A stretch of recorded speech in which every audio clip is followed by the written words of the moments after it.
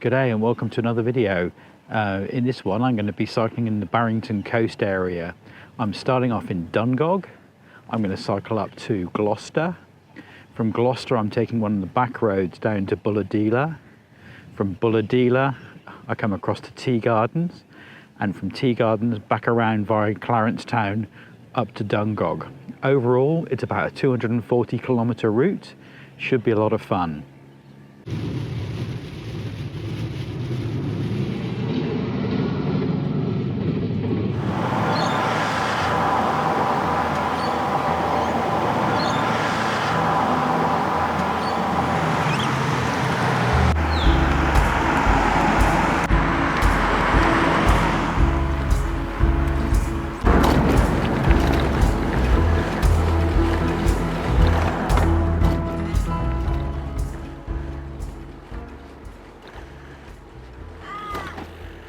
Day one, I'm currently coming out of Dungog. This is going to be a 4-day, 240 kilometre round trip. Trip up to Gloucester today should be about 60 kilometres. Weather has been changeable at best, raining, a bit windy, but it looks like it might be cleaning up. You never know. And on the way, I want to talk to you about bike touring. One of the questions that often gets asked when people start cycling is how far, how many kilometres should I expect to cycle in a day? Well, it depends on the amount of hills. I'm going up over a thing called Stroud Hill, which is not a lot of fun with a lot of bags on, but it's also the road surface. So hopefully this will show you the difference. Here's the road surface I'm currently on. Lots of holes, lots of repairs, lots of lumps, lots of bumps, and it's just about to change into a nice smooth surface. So how far can I go? Depends on the type of road surface, the number of hills, the amount of wind in your face, but generally most people when they're starting out expect to cycle maybe 4 hours a day up to 5.5 hours a day, however far that takes you. So for those of you that don't know me, I'm not a full-time YouTuber who goes cycling all the time. I'm a web applications programmer that works for himself from home. So I spend most of my days sitting at a desk writing applications for small corporates. And I've got to tell you, coming out of Dungog and going up over Stroud Hill is a rude shock for people like me when you haven't done much cycling. That was hard work.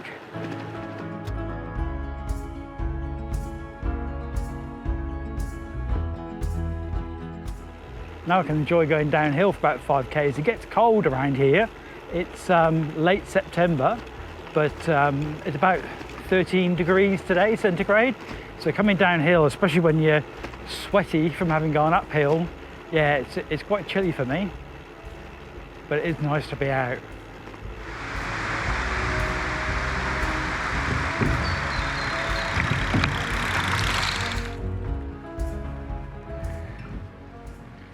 All right, so I'm now coming into a place called Stroud Road, and which will take me on to the Buckets Way, and that'll be my first stop, hopefully for some lunch, seeing as I'm eating all day.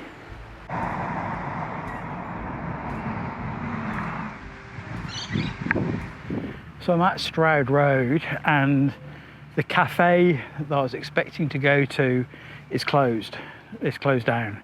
The joys of COVID, the joys of tough times. So there's nothing there. So I'm now at the local church, and I think there's a tap here that I can use to refill my water bottles, and I'll be eating 2 muesli bars for lunch.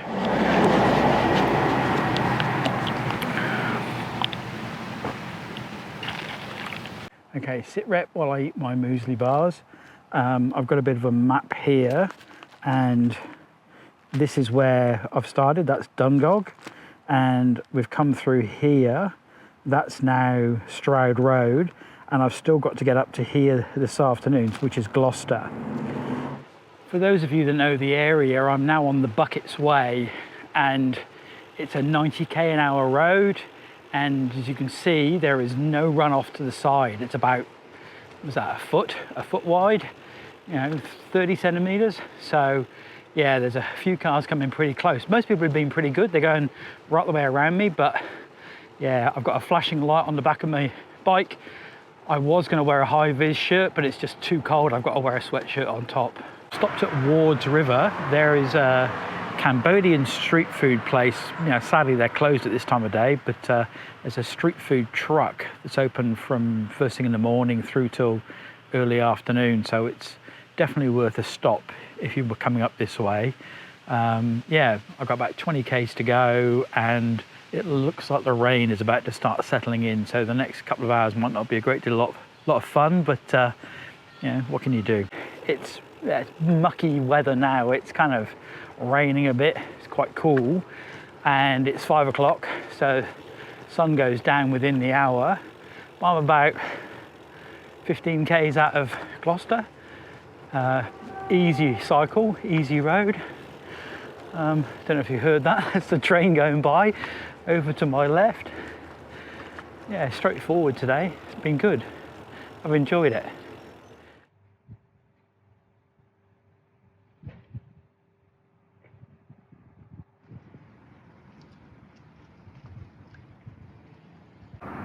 Now my wife's going to have a conniption when I show you this, but this is what a cycle tourist's bedroom looks like after a cold, wet day.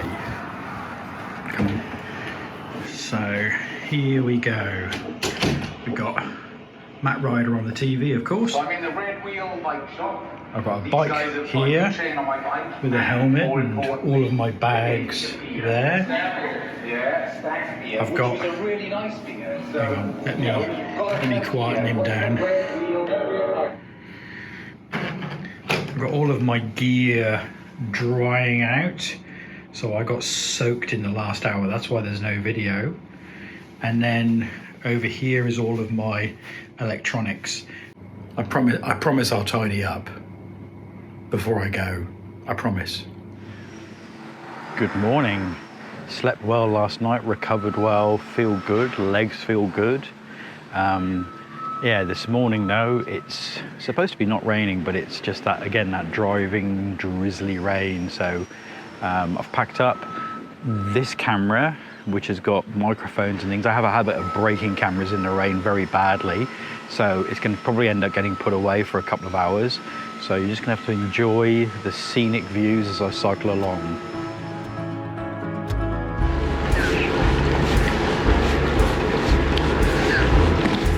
Well, that was nice, as I was just finishing up in the cafe and about to come out of town. A couple of the local guys spotted me, a couple of local cyclists, and asked if they could cycle along. So yeah, for the last 5 kilometers or so, I've had an escort out of town, got some good intel on the road ahead and what it's like. I'm stopped because I'm on the first climb. It's a pretty punchy climb. I think it then plateaus and then goes up again, and then there's another climb. So I suspect today, day 2, I'm going to be walking 3 times, hopefully not much more, but then after about 25 k's it's fundamentally downhill to Bulahdelah.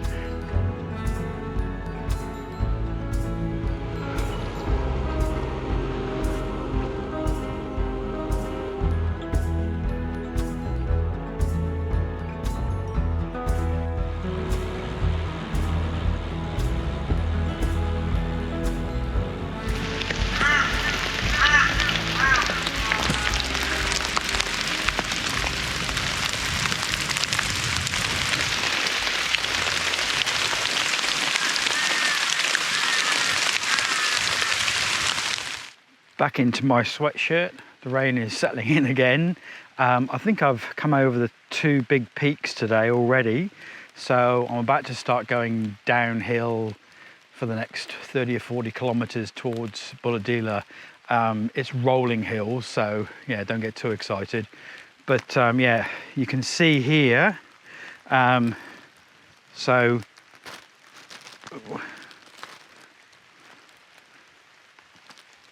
I've started up at Gloucester and I'm coming down between, I think it's the Gindui National Park and the Wang Walk Nature Reserve down to Bulahdelah.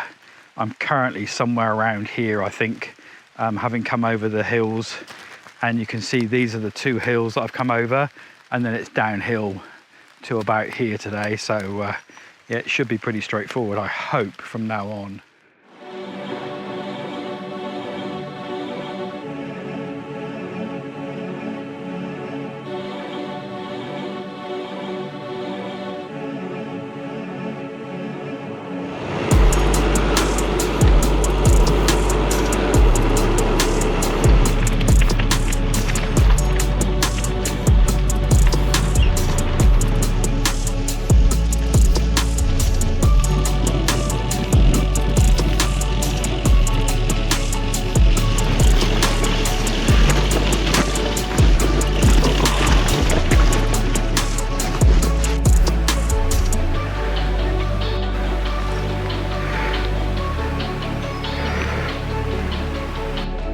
This is a spectacular part of the world. The road surface is sadly a bit difficult to cycle on. So the chap in Gloucester was telling me they're bitumenising the road. So off the top of the hill, it used to be gravel all the way down to Bulahdelah. They've bitumenised the first part, and now they're doing the second part. So they've taken the top off the old gravel road, which makes it quite a muddy track and just slow. And it's making the bike very muddy, but so far so good. If you're a beginner to cycle touring, I thoroughly recommend this way of touring. That is doing a 3, 4, 5 day tour somewhere not far from home. I'm only 2 hours away from where I live, and staying in hotels and motels. Stay in hotels and motels because then you have a good place to rest and recover. You can have a nice shower. You can get yourself dried out if it's been raining, get a good night's sleep. And you also don't have to carry a tent, cooking stuff, mattresses, air mattresses or any of that stuff. So it's a lot less stuff that you have to carry. But I would recommend carrying a luxury. Now, for me, the luxury that I'm carrying on this trip is coffee and sugar, so that I can stop in the middle of the day and I can have a nice cup of coffee and then cycle on into Bulahdelah this afternoon.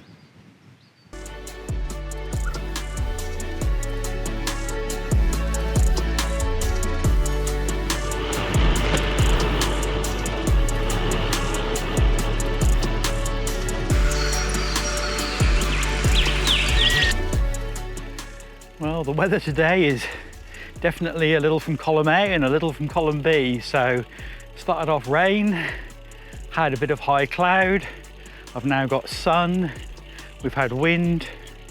Look, it's all good. But yeah, it's definitely nicer as it's sunny. It's really pretty through here.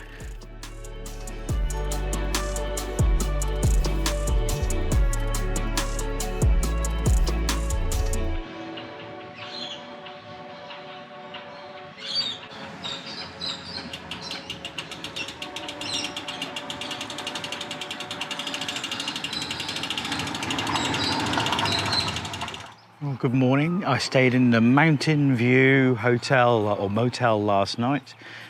Quite comfortable, really nice guy, very happy, very pleasant guy.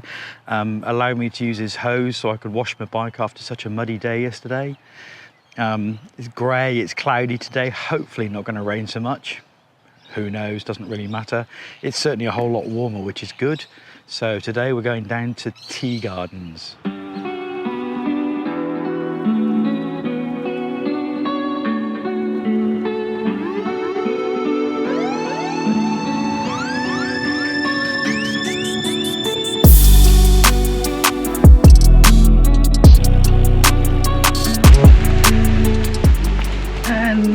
It's raining again.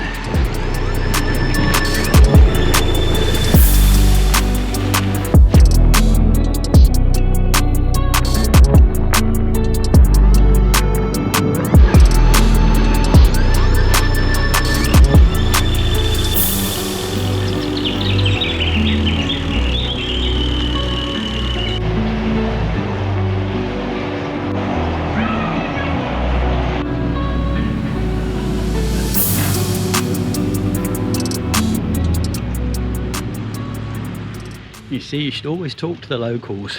That ferry master gave me some good intel on the way I should get out of Tea Gardens back up to Dungog tomorrow, so it keeps me off the Buckets Way, which remember was quite a busy one on the Friday when I first came up. All right, I'm down in the national park. I'm in the Mile Lakes National Park. I'm in the area they call Mungo Brush, and it's a beautiful, peaceful, lovely area. There's a ferry that I've just come across. Only takes 6 cars at a go, so the road is pretty quiet most of the time. And then it's 25 k's down to Hawk's Nest and Tea Gardens. It's like a twin town sort of thing. Here though, the beauty of this area for cyclists, these roads are flat, they are smooth, there are virtually no hills. It's a great place to go cycling. It's probably my English heritage that makes me want to moan about the weather, because I tell you what, it has been quite challenging over the last couple of days. But right here, right now, it's delightful. I'm in my happy place in the Mile Lakes, and yeah, it's beautiful.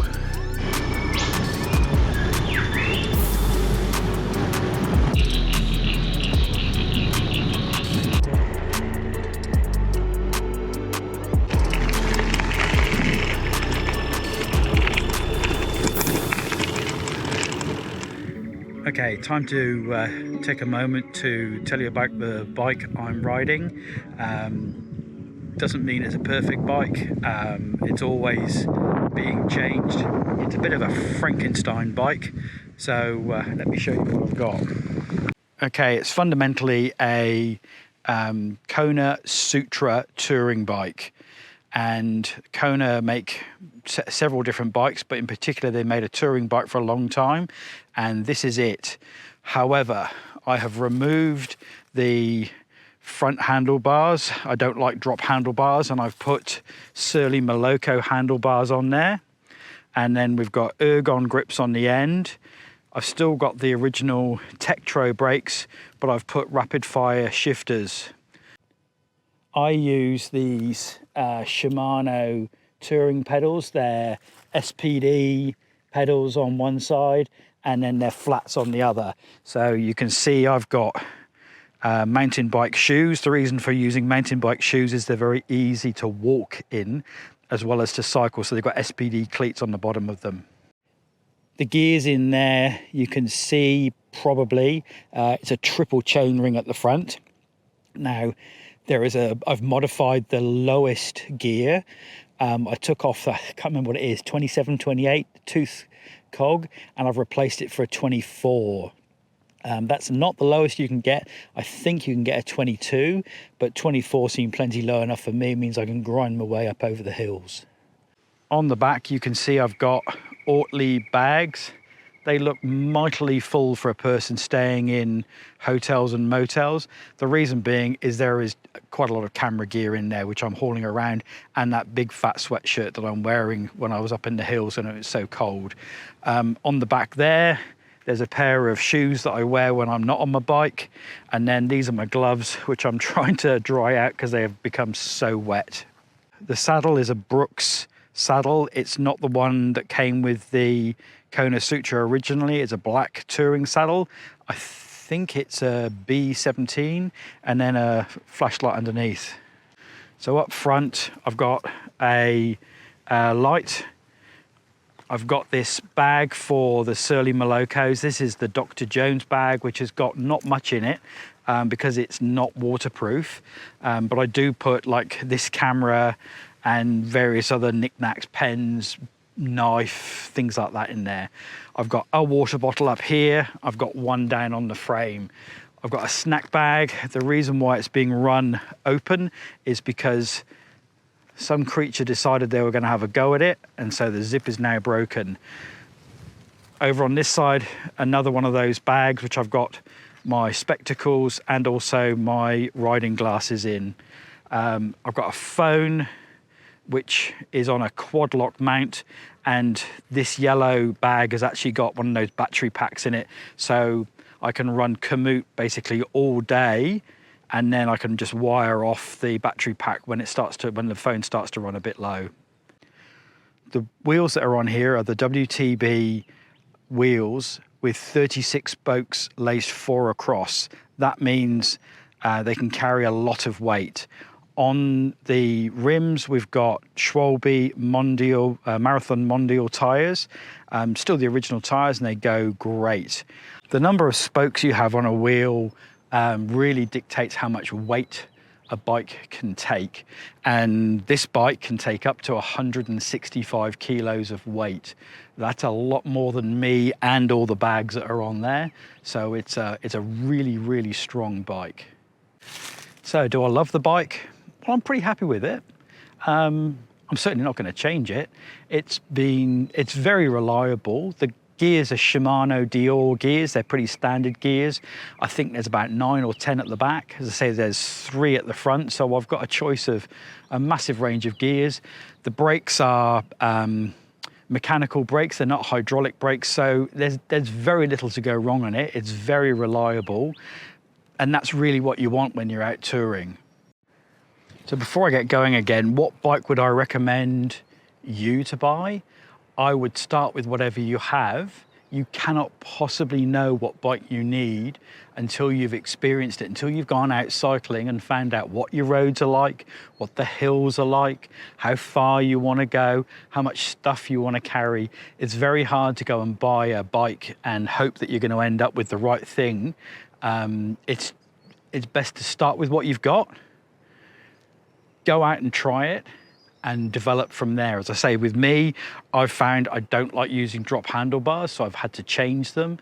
But apart from that, this is pretty much all the gear on here is the first time I've bought this gear. I haven't had to change it because I've bought it piece by piece over a period of about 3 years. I'd always planned on today being a fairly easy day. It's 45 kilometers, it's on the flat.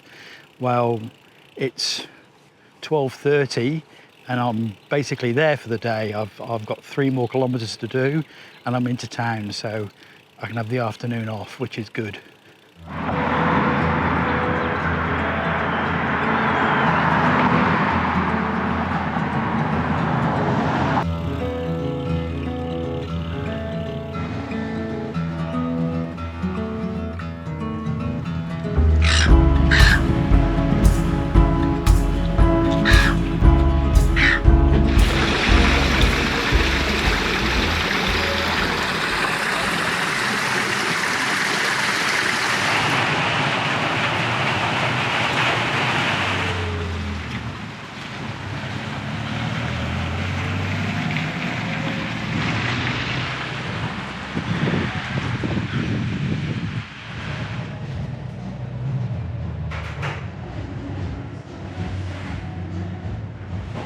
Got up early today to go cycling, but 5:30, so I could get a whole lot of miles done, and it's absolutely bucketing down for the next couple of hours. But then the wind's supposed to come, so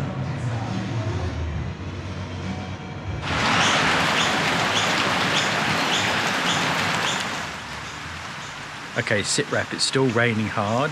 It's 7:30 in the morning. I think it's going to rain for another half an hour or so, probably another hour. And therefore I'm left with 3 choices. I either cycle in the rain, wait for the rain to pass, but then there might be some winds and it could be a very late evening into Dungog, or I sit out here for the day. Now, I don't really want to stay here if I can help it, because I had plans to keep going on. So I think I'm going to hit the road, and if it gets too bad, I'll stop at Karua or Clarence Town or Dungog, depending on how the day goes. All right, it's 8:20. There's a bit of a break in the weather, so I'm going to make a dash for Karua, 25 k's away. Don't know how successful I'm going to be, but let's see how we go.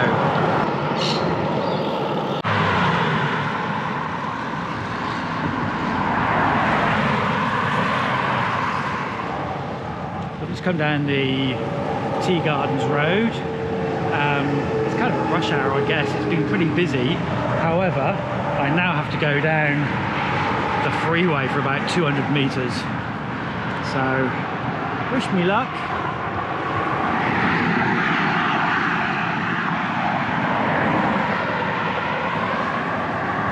think I can get round onto the old Pacific Highway here and relax. I'm now on the old Pacific Highway, or I think it's the old Pacific Highway. So the freeway is 100 metres over there. I've now got the dual lane road to myself. Bliss.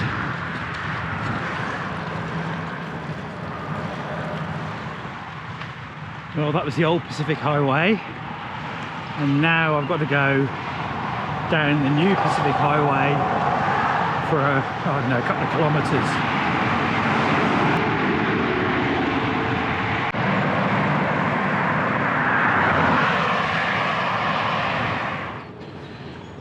So I'm now off the Pacific motorway, which is a blessing, and it's now 4 k's into Karua, so I'll have made my first stop. Not sure what time of day it is, and then by the look of the weather I'm going to carry on going to Clarence Town.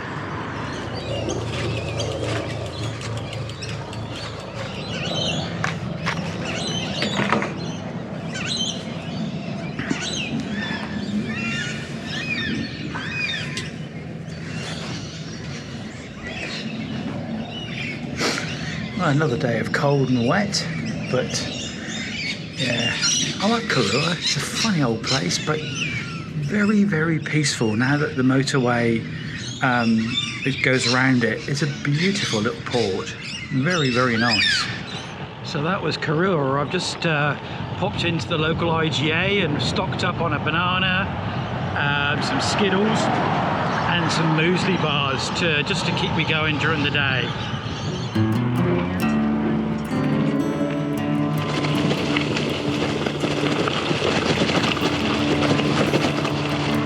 So I'm guessing I'm back on the old Pacific Highway, but from the way it's grown over, I think nobody comes down here at all. You know how earlier on I was saying, you know, you won't possibly know what bike you need and you got to check the conditions and all of that blur, blur, blur. Yeah. You certainly don't need a touring bike if you're coming down here. A big fat mountain bike would be doing a whole lot better. It's too slippery for me, I'm having to walk.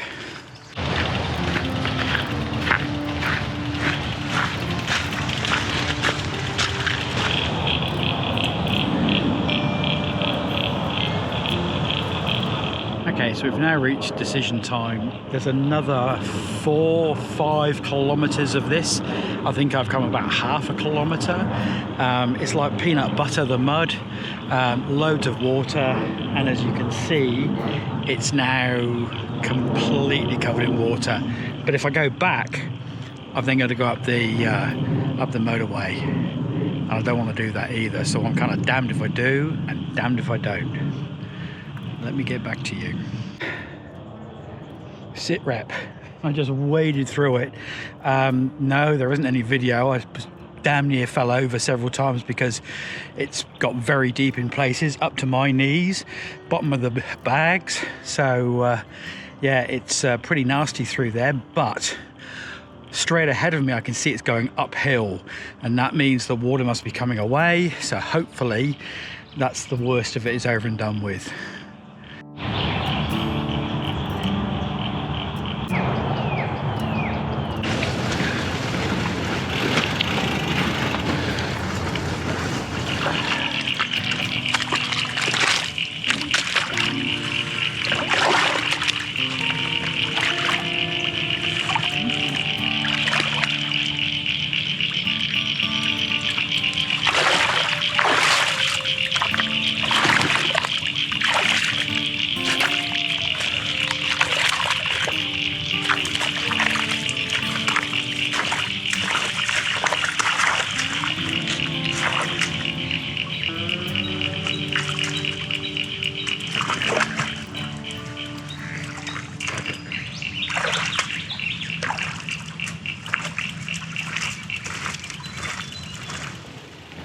If I was on a mountain bike with no bags, this would be epic fun coming through here.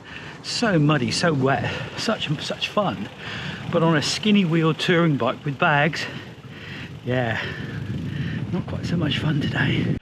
I do have a request though for Australians who name roads. Can you stop calling places like this roads? I think this is called Scott's Road. It's not even a dirt track, it's a swamp.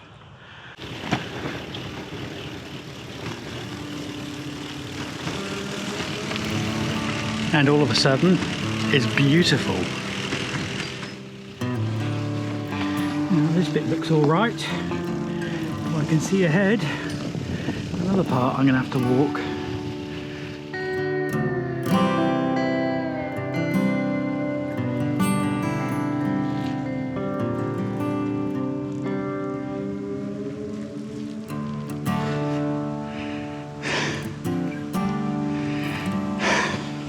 So this bit looks like a terrible bit, even for big four-wheel drives.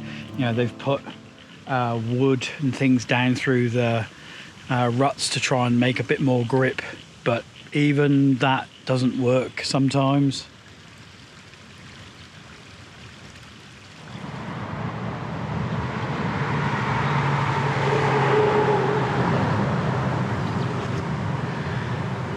I have never been more pleased to see a main road. That has taken me 1.5 hours and I think I've done 4 kilometers. That was, yeah, that was hard work.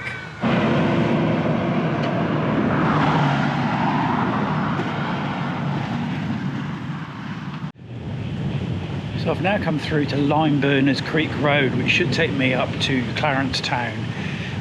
Yeah, I'm loving the road surface.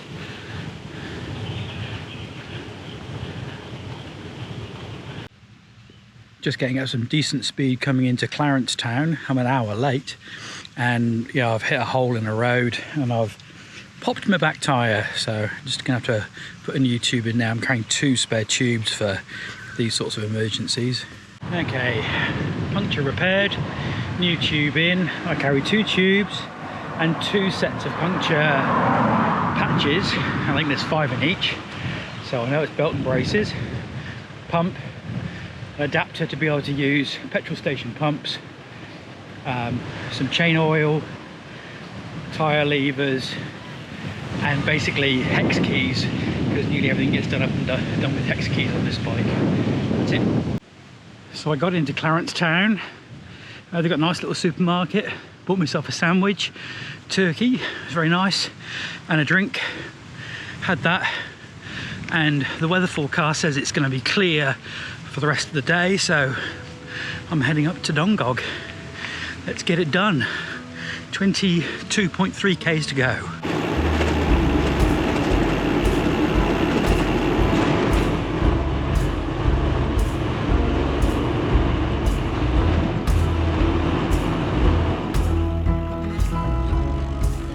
As I pull back into Dungog, I've got lots of happy memories from that trip. Scott's Road stands out as being pretty hard. Really enjoyed cycling out Gloucester up over the top of the mile road, going down to Bulahdelah. That's always a great trip, and obviously from Bulahdelah around to Tea Gardens, it's just beautiful through there. So I hope you enjoyed this video, and I'll see you on another one. Thanks for watching.